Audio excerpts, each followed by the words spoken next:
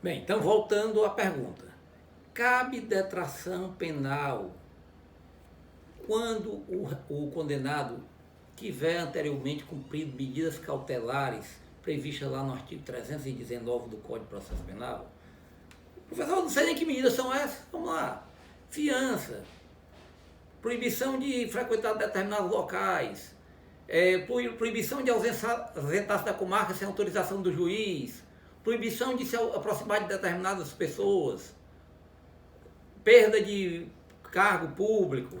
São medidas cautelares diversas de uma prisão preventiva. A minha pergunta é, o tempo que a pessoa passar em medida cautelar, após ele receber a pena, esse tempo de medida cautelar pode detrair da pena?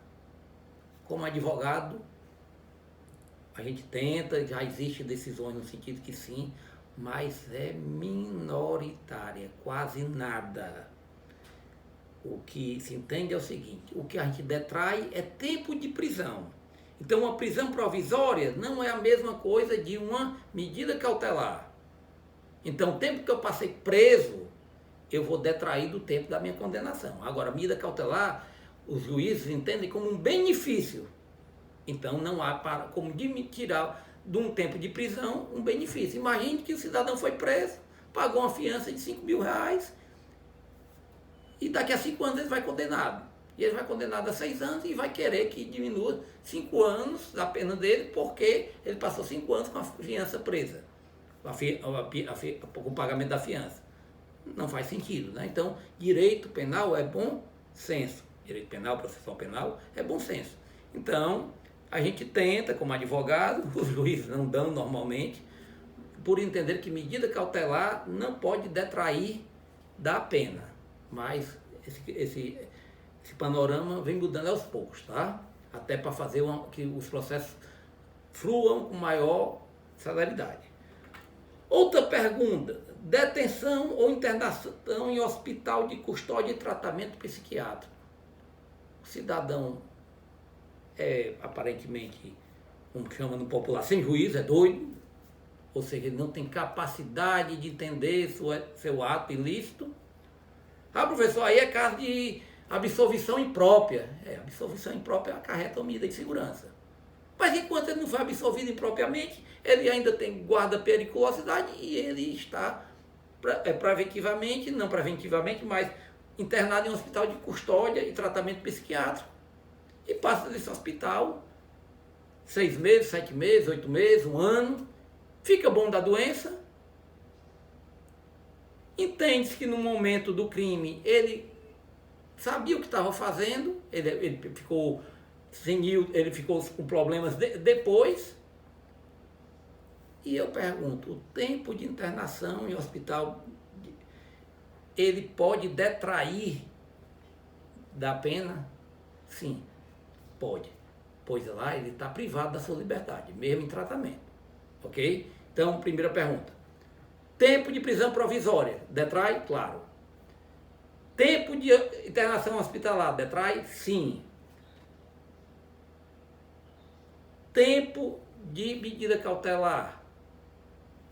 Quase unânime que não. Ok? Mas vem a outra, quase a última pergunta com relação ainda à detração. Professor,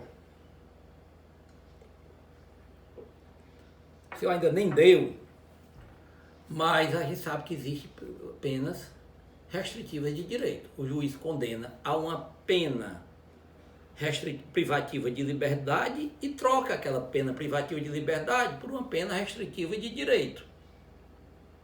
Praticar serviços à comunidade, etc e tal.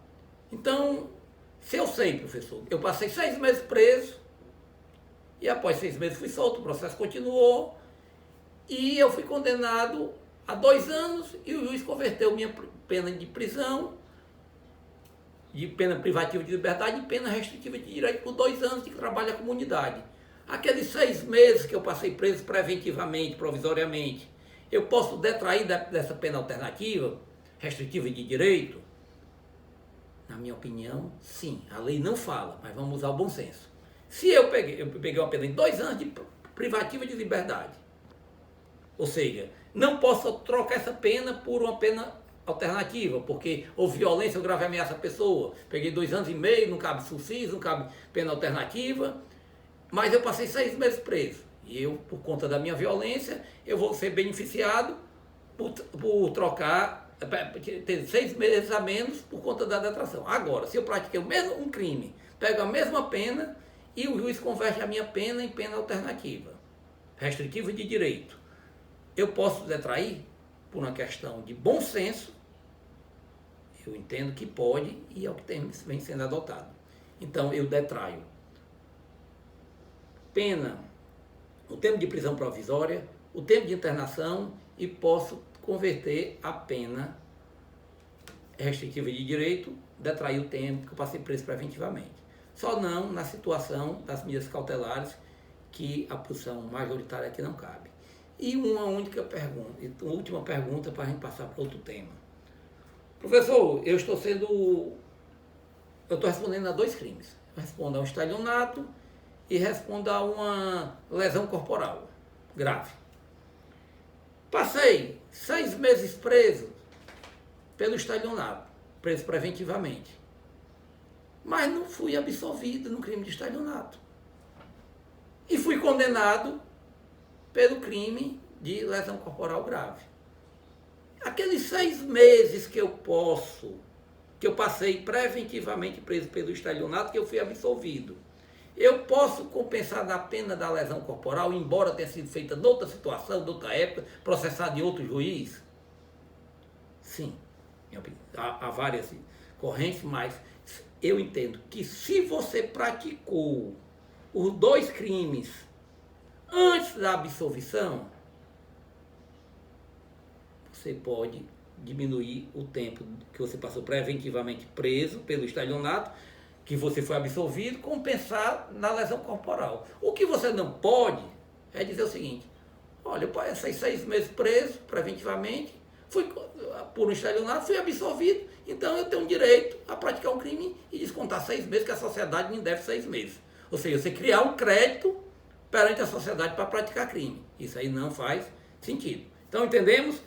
Posso detrair o tempo de pena que eu passei preso preventivamente, o tempo de prisão, porque eu passei preso provisoriamente ou preventivamente, como quiser chamar, fui absolvido, e depois de outro crime, desde que outro crime tenha sido praticado anterior à absolvição.